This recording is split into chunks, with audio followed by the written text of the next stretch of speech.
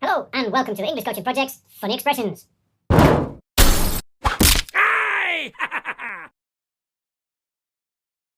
Today's expression is to beat the crowds. Here's the joke. Why do police always get to riots early? Because they want to beat the crowds. This is dark humour. To beat has two meanings.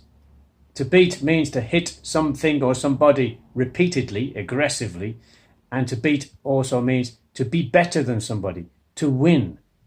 If we want to beat the crowds, we want to get to a typical popular tourist area before everybody else. Why is this joke funny? Well, the police want to get to the riot early because they want to beat the crowds. Thank you for watching. Have a great day.